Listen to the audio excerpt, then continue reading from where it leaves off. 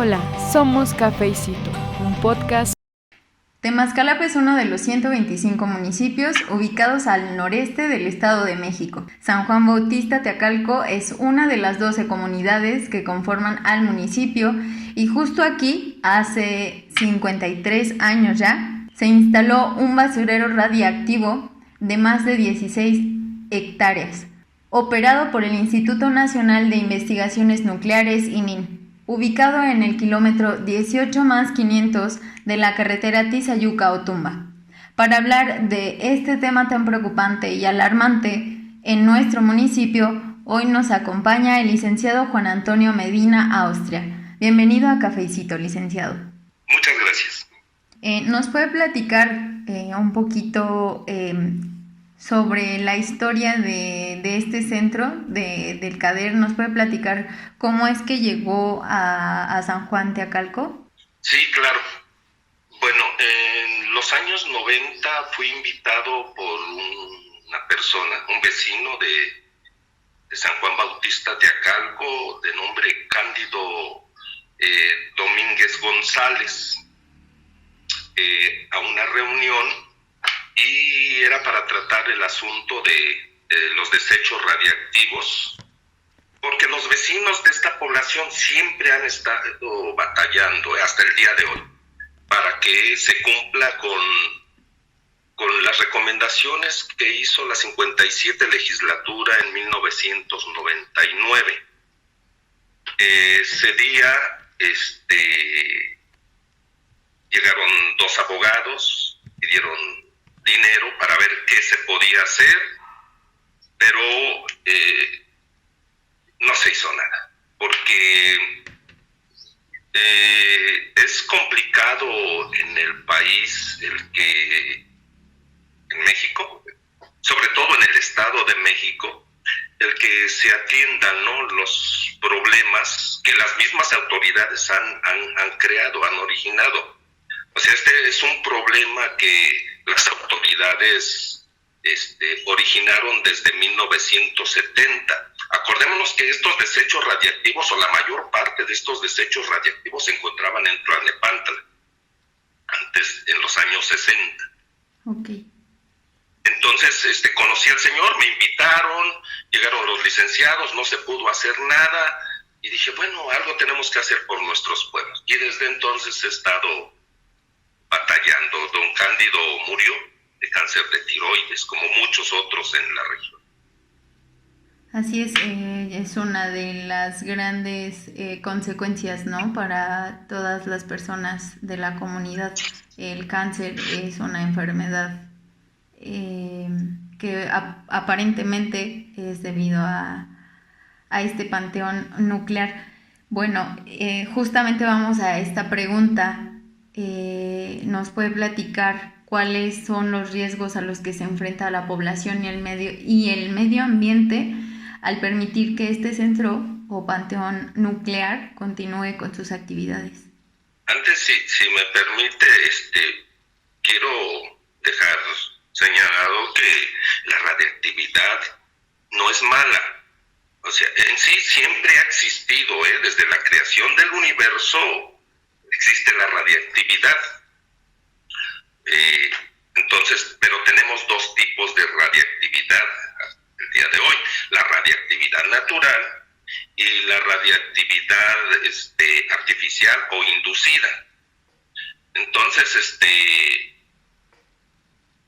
la energía nuclear ha servido de mucho a la humanidad en la industria, en la agricultura, en la medicina y en la investigación, pero también tiene sus riesgos. Quiero señalar que, como toda actividad humana, también se genera basura. Entonces, la utilización de esta energía nuclear también se genera basura, residuos que no se pueden volver a utilizar, no se pueden reutilizar ni se pueden reciclar, o sea, no se pueden crear nuevos productos con ellos, y en algún lugar tienen que estar estos desechos radiactivos, estos residuos, esta basura. Quiero comentarle que en 1965 se publicó un estudio de la Dirección de Seguridad Radiológica de la entonces Comisión Nacional de Energía Nuclear. Y la conclusión de este estudio fue que existían aproximadamente 150 kilómetros de longitud por 40 kilómetros de ancho que abarcaban los estados de Tlaxcala, Hidalgo y el Estado de México, que cumplían o llenaban las condiciones para la instalación de depósitos de basura radiactiva. Por eso es que en 1970 la Comisión Nacional de Energía Nuclear adquirió la parte principal del predio. En ese entonces fueron 14.7 hectáreas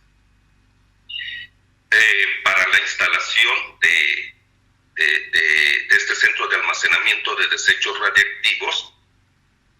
Pero cuando compraron el predio mintieron, dijeron que era para instalar una fábrica laminadora que daría muchos empleos a los habitantes de la región. Entonces desde ahí empezaron mal las cosas. Sí. Entonces mintieron y engañaron a la gente. Los desechos radiactivos que se encontraban en Tlalnepantla fueron traídos a Temascalapa y empezó a funcionar este centro de almacenamiento. Ahora bien, después de comentar que la radiactividad no es mala, tenemos que ver también o comentar un poquito sobre el átomo. Recordemos que 400 años antes de la era cristiana, antes de Cristo, los filósofos griegos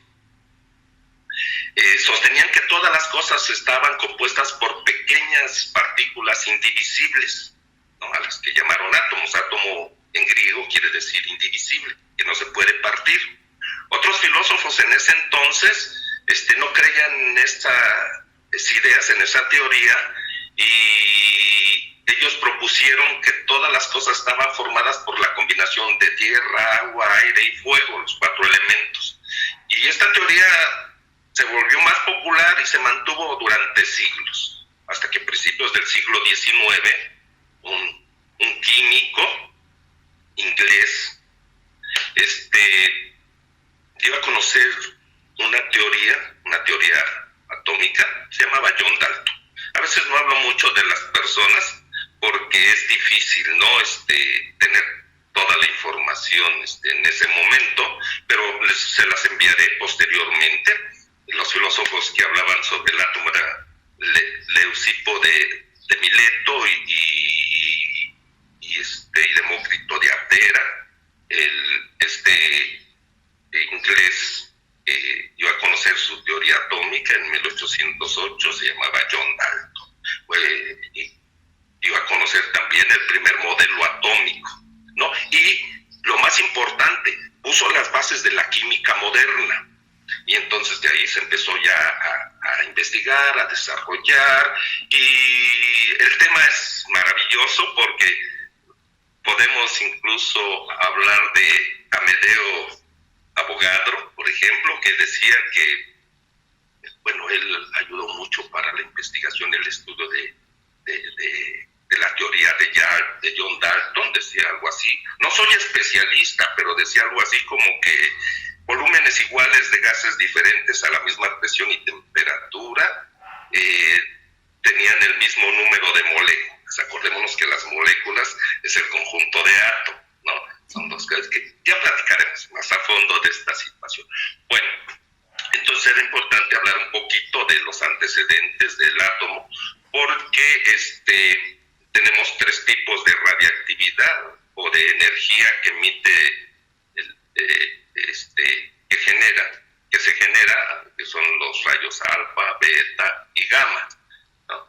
Esto ya fue después descubierto por otros investigadores. Fue Ernest Rutherford, en 1908, si no mal recuerdo. No, sí, 1908. Entonces se empezó a desarrollar y a investigar sobre la materia en base a los estudios de John Dalton, ¿no? Entonces, hasta que llegamos hasta la creación de las bombas atómicas, ¿no? En Nuevo México, en los Estados Unidos, para dar fin con la Segunda Guerra Mundial, ¿no? Okay, ahora bien, me comentan. Sí, Gracias, perdón. gracias por, no se preocupe, al contrario, muchas gracias por esta primicia, finalmente este dato tan importante que nos lleva a comprender un poquito mejor la entrevista. Entonces,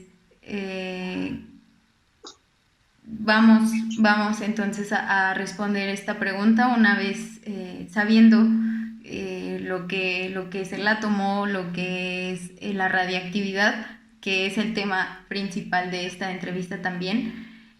Ahora sí, ¿cuáles serían entonces los riesgos a los que se enfrenta nuestra comunidad y también el riesgo que representa para el medio ambiente? Bueno, mencionaba que emite 3 tipos de rayos, ¿no? De partículas electromagnéticas. Esta energía, acordémonos que los rayos alfa se pueden detener incluso con una hoja de papel, los rayos beta con bloques de hormigón, pero los más peligrosos son los rayos gamma. En Temascalapa tenemos 96, en este centro de almacenamiento de desechos radiactivos de Temascalapa tenemos 96 toneladas de varilla contaminada con cobalto 60 y el cobalto 60 emite rayos gamma y lo único que detiene a los rayos gamma es el plomo. Entonces ese es el riesgo y afecta a los seres vivos dependiendo del grado de exposición. Okay. Entonces y el centro de almacenamiento fue creado para que funcionara de manera temporal, pero ya no lo dejaron ahí por muchos años.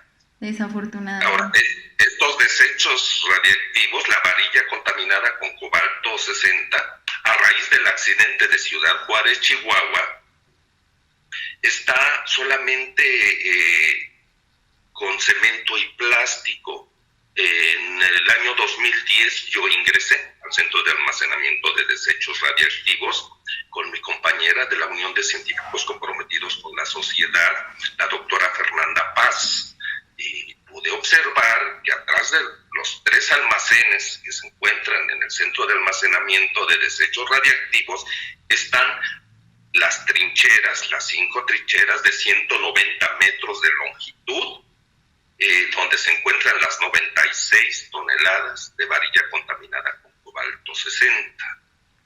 Ok, qué bueno que toca el tema sobre la varilla porque justamente a esa historia detrás de todo esto vamos. ¿Qué es lo que sucedió en Ciudad Juárez y por qué está enlazado con el panteón ubicado en la comunidad de San Juan Bautista Teacalco? Bueno, mencionaré hace un momento que en Nuevo México, en Álamo Gordo, se llevó a cabo la primera prueba nuclear, fue con plutonio, y desde entonces dejaron detectores de radiación en ese sitio. En enero de 1984, un camión que pasó cargado de varilla frente a este laboratorio hizo sonar las alarmas. Las autoridades norteamericanas hicieron una investigación y descubrieron que la varilla estaba contaminada con cobalto 60.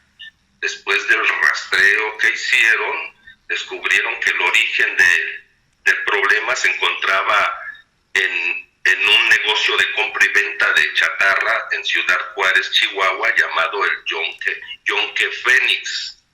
Allí se había vendido una máquina de radioterapia que adquirió el Hospital de Especialidades de Ciudad Juárez, Chihuahua. Después de algún tiempo, un empleado del hospital, Vicente Sotelo Alardín, vendió la máquina de radioterapia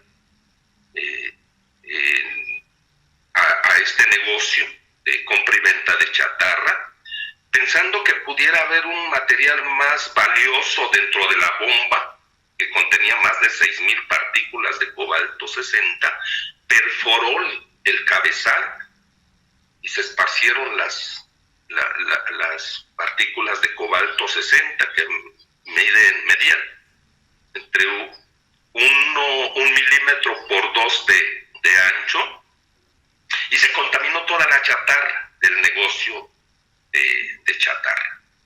El comprador más importante, el más grande, era Aceros Chihuahua, SADCB, que a su vez revendía la chatarra también. Posteriormente se descubrió que en por lo menos otras 3 fundidoras también se había contaminado todo el material, todo lo que fabricaron con esa chatarra. En Fundival de Durango, Alumetales de Nuevo León y Duracero de San Luis Potosí. Entonces, se contaminó toda la varilla, la que exportaban tanto como la que se consumía en el país. Para ese entonces, para cuando descubrieron que la varilla estaba contaminada con cobalto 60, ya se había distribuido en 16 estados de la República Mexicana. Entonces, la que tenemos en Temascalapa es solamente la que se recuperó en el estado de Hidalgo, las 96 toneladas.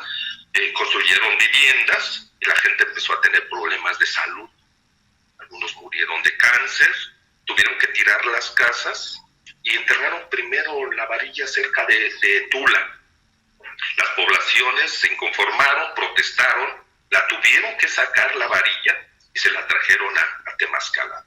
Cuando venían los camiones con la varilla rumbo a Temascalapa, vecinos del pueblo, apoyados también por vecinos de otros municipios de Tizayuca, estuvo participando Tecámac, Pirámides, Teotihuacán, Ajapusco, hasta donde se ha podido investigar,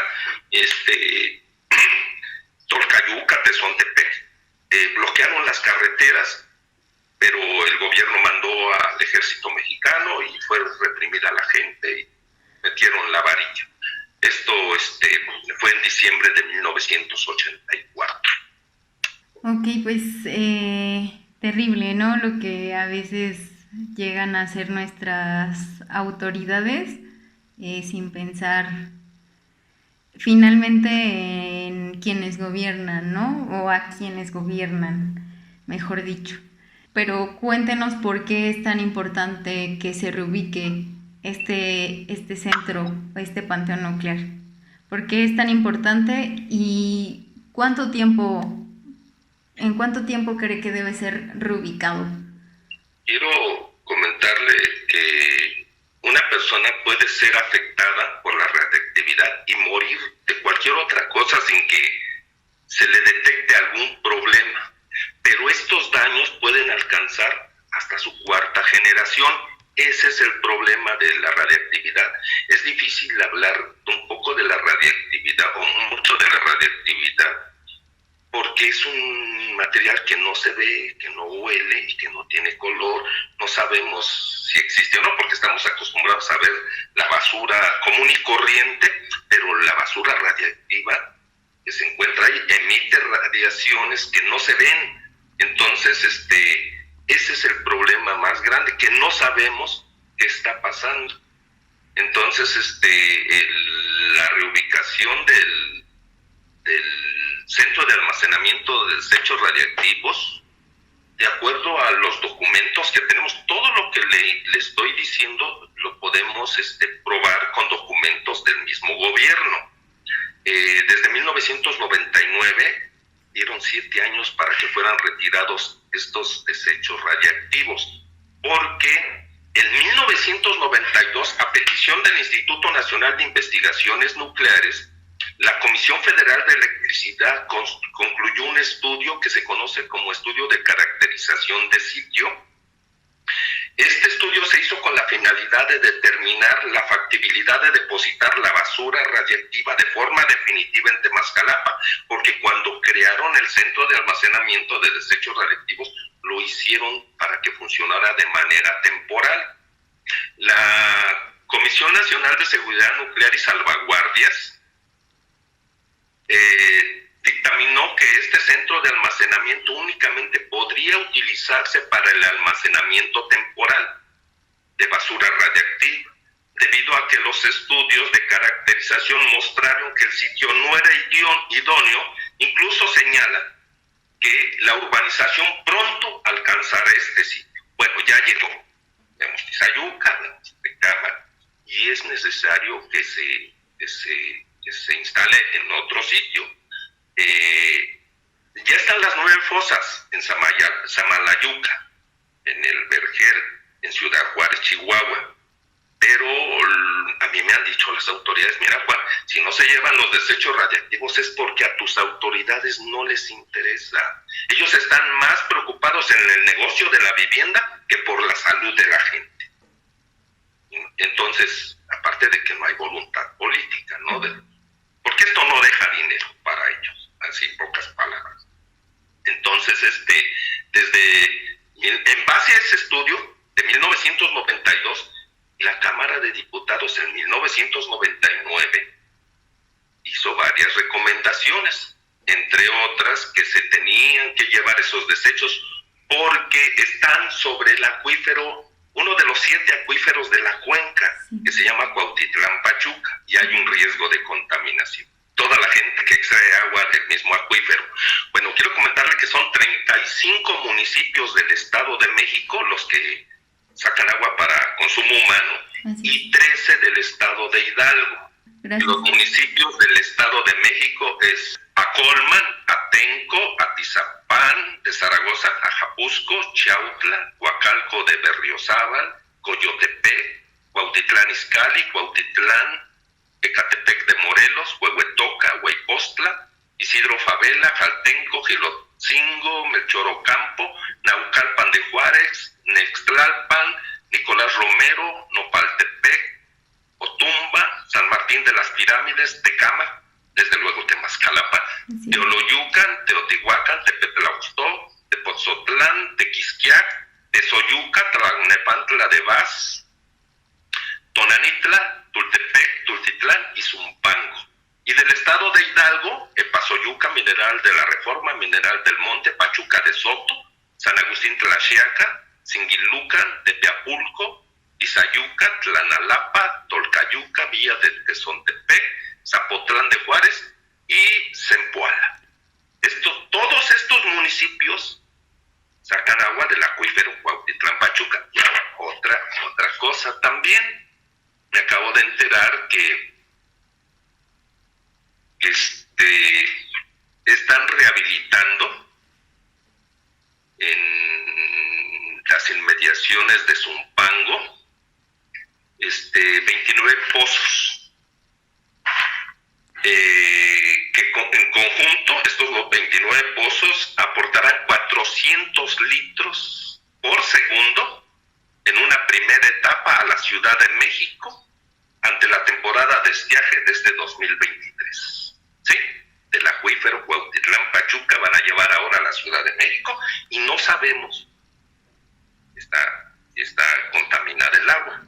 Comentaba que en 1999 la 57 legislatura hizo varias recomendaciones, entre ellas la de llevar a cabo estudios de agua, tierra y aire para ver el grado de contaminación radiactiva en la región. Y que estos estudios se tenían que dar a conocer a la opinión pública. Sí, claro. Pero señala claramente que los estudios los debe de realizar una institución independiente al gobierno, porque todos los que me ha entregado el Instituto Nacional de Investigaciones Nucleares dicen que no hay problema, que todo está bien, que no pasa nada, que el centro de almacenamiento es monitoreado y que todo es de maravilla. Pero acordémonos que la Comisión Nacional de Seguridad Nuclear y Salvaguardias en 1996 hizo algunas observaciones institucionales con respecto a la leche radiactiva que se vendió en el país comprada a Irlanda después del accidente de Chernóbil. No sé, ustedes son muy jóvenes, pero en 1996 hubo un accidente en Chernóbil, en Ucrania, este país que hoy está en guerra con Rusia. Allí hubo una nube radiactiva que se creó y viajó por toda Europa y hubo una lluvia radiactiva en Irlanda. México compraba leche a Irlanda. Okay. Se contaminaron los pastizales, se contaminaron por tanto las vacas y su leche, y esa leche se compró en México. Quien dio la alerta de esta situación fue el embajador de México en Brasil. No le hicieron caso, se siguió comprando la leche. La leche se llamaba Betty y se vendía a través de la Conasupo. Entonces, esto viene todavía a complementar un poco sobre el cáncer que tenemos en todo el país. Claro. ¿No? Entonces, finalmente la comisión que se creó en la Cámara de Diputados para investigar esta situación, a nadie sancionado. Porque para eso son muchas veces las comisiones, ¿no? Para proteger a los criminales. Así es, Juan Antonio. Y bueno, usted como parte de la comunidad y finalmente una voz que se ha levantado y también una persona que se ha preparado mucho en este tema, ¿usted qué le recomendaría a la comunidad, al municipio de Temascalapa, para exigir la reubicación de este panteón nuclear? ¿De qué manera? Bueno, quiero decirle que estamos aprendiendo. O sea, nunca se termina de aprender. ¿Y qué les puedo sugerir? Bueno, que veamos primero a qué personas les tenemos que dar la confianza y el voto en la selección, ¿no? Porque desgraciadamente la política desde hace muchos años se volvió negocio. Claro. Entonces, no hay voluntad política, no hay vocación de servicio y por eso no se resuelven los problemas. Esto se lo digo porque en noviembre de 2018 y en febrero de 2019 solicité a los integrantes de las comisiones de energía y medio ambiente de las 64 legislaturas se atendiera el problema, porque es de su competencia. Este asunto, el que estamos hoy comentando, es de competencia federal, pero los ayuntamientos y el Estado pueden coadyuvar, o sea, pueden apoyar, pueden cooperar, entonces no lo hacen porque no hay esa voluntad política. Bueno, de la legislatura 64, la mayoría se declaró incompetente, otros ni siquiera respondieron, y es una pena que los creadores de la ley sean los primeros en violarlo, ¿no? Aquí, por lo menos, deben de responder, porque así lo señala el artículo 8 de la Carta Magna. La Carta Magna es la Constitución Política de los Estados Unidos Mexicanos, que también la conocemos como ley máxima, ley de leyes, ley federal, o sea, tiene muchos nombres. Bueno, el artículo 8 señala que los ciudadanos tenemos el derecho constitucional de petición. Bueno, ni siquiera responde. Entonces es una pena, le repito, porque son los creadores de las leyes y los primeros en violarlas. Así es. Entonces todo ese trabajo fue tiempo y dinero perdido, pero a legislaturas anteriores hemos hecho lo mismo. Esta se la menciono porque es de las más recientes, ¿no? Hace poco acá solicité nuevamente la intervención de la legislatura actual y pero no ha habido respuesta. Entonces, pues bueno, le agradezco, licenciado. No sé si quiera comentar alguna otra cosa.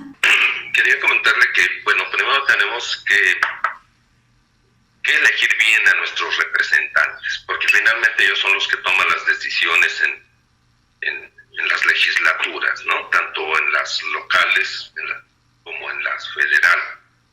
Y en las municipales también, como bien señalo, bueno, no es un asunto de competencia municipal ni estatal, pero sí pueden ayudar. Pero no ha habido voluntad política. El problema también es que aunque firmen compromisos, aunque llevemos a cabo minutas de trabajo para ver el problema, nunca se han respetado, sobre todo en el Estado de México, ¿no? Bueno, ni siquiera en las secretarías de Estado. Esto se lo comento porque en enero del 2019 me reuní en la Secretaría de Energía con personal de la Unidad de Electricidad para tratar este problema.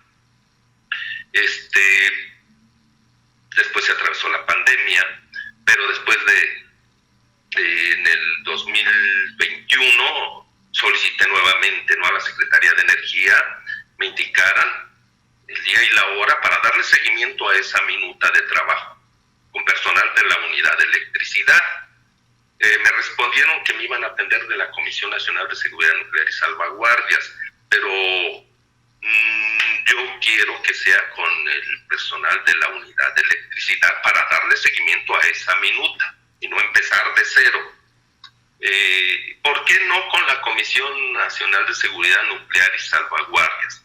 Porque esta comisión siempre ha dicho, por ejemplo, en el 2020, cito, su operación no representa riesgo alguno para la población o para el ambiente. De la cita. Esto fue en marzo del 2020. Después, en otro escrito me dicen: el hecho de que el Centro de Almacenamiento de Desechos Radiactivos venga operando desde hace 50 años en modo alguno contraviene su carácter de instalación de almacenamiento temporal. Esto fue en noviembre de 2021. Y en otro también del mismo año señala: el Centro de Almacenamiento de Desechos Radiactivos es una instalación estratégica donde se almacenan de forma segura los desechos radiactivos. Entonces quiero mencionar que olvida la Comisión Nacional de Seguridad Nuclear y Salvaguardias que el transporte de las sustancias radiactivas no se realiza de acuerdo a las recomendaciones establecidas en el Organismo Internacional de Energía Atómica. Así es. Esto me trae a la memoria el robo de la máquina que venía de Tijuana en el 2013, en diciembre, en Tepojaco, Hidalgo, encontrada en Hueypostra posteriormente y recuperada con un robot por el riesgo que representaba. O sea, y para nadie es un secreto que los tratados internacionales son vinculantes, o sea, son obligatorios, ¿no? Y que hay una norma en el país que establece cómo deben de transportarse estos desechos radiactivos, con su embalaje, con su localizador, deben de venir custodiados por las patrullas, no se pueden detener en cualquier parte los vehículos, o sea, pero en México la corrupción no permite, ¿no?, que se lleven a cabo las cosas de manera segura para las poblaciones. Entonces, así es como está la situación. Los ciudadanos tenemos que hacer el trabajo por el que a otros les pagan. Ahorita hablando de los legisladores, ese trabajo es de ellos. Ellos lo deben de realizar, no los vecinos preocupados por la situación, ¿no? Tuve que solicitar al rector de la UNAM estos estudios de agua, tierra y aire en junio del 2019. La petición fue turnada a la Facultad de Ciencias y la directora de la Facultad de Ciencias, Catalina Stern-Forgach, me respondió al rector que no tenían el equipo ni el personal certificado para tal efecto.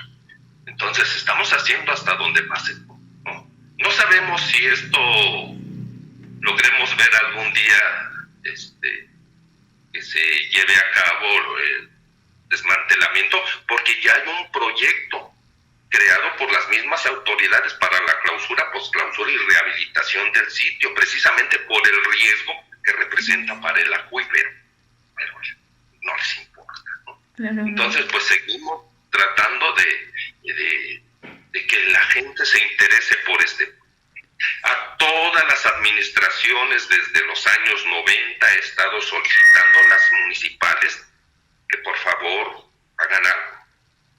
Ni las de antes ni las de ahora. Y en el Estado de México igual.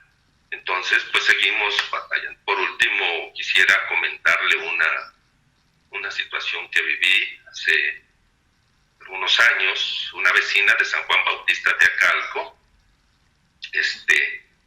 porque ahora le hago como los filósofos griegos, ¿no? Ando de paripatético, ¿no?, visitando los jardines, como decía Aristóteles, para ver quién se interesa, y y a veces llegan 2, o se juntan hasta 3 personas, que son las que más he podido reunir para hablar de esto, ¿no? En los kioscos y en los jardines de las poblaciones. Entonces, una señora en una de esas visitas a San Juan Bautista de Acalco me dijo: oiga, don Juan, ¿usted cree que algún día quiten el centro de almacenamiento de desechos radiactivos? Le dije: ¿qué cree? No sé. Dice: entonces, ¿para qué anda aquí perdiendo el tiempo? Invirtiendo en pasajes, reparte volantes, informa a la gente. Y le dije: ¿sabe otra cosa? Ni me interesa. Y se quedó así, ¿no? Como dice, sí está loco. Y dice: ¿y por qué dice eso? Le dije: es que de veras no sé. Lo único que sé es que hoy estoy haciendo lo que considero es correcto.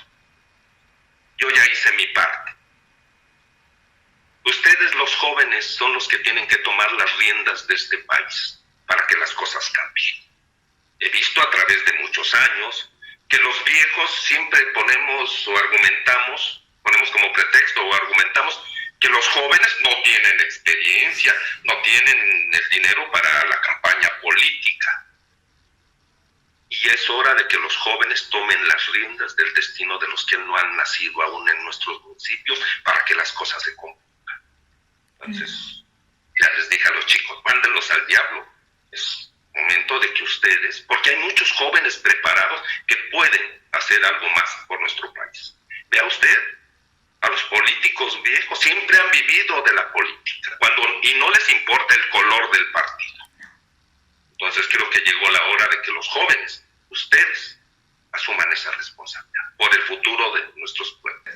Bueno, pues muchas gracias, licenciado Juan Antonio Medina Austria, por su preocupación y trabajo arduo de investigación sobre las consecuencias que el CADER trae al municipio, a sus habitantes y al medio ambiente, por su exigencia a que las autoridades se responsabilicen a sus acciones. Sabemos que su labor es importante, pero lo que nos impacta es que usted alce la voz por nosotros. Déjenos saber en comentarios sus dudas y sugerencias, apóyenos con un me gusta y compartiendo este podcast para llegar a más comunidad. No olvides seguirnos en Facebook, Instagram, TikTok y YouTube. Somos Centro Universitario CEIT. Yo soy la licenciada Yoatzin Galván. Esto es Cafecito y nos vemos en el próximo capítulo. Hola, somos Cafecito, un podcast para tus sentidos.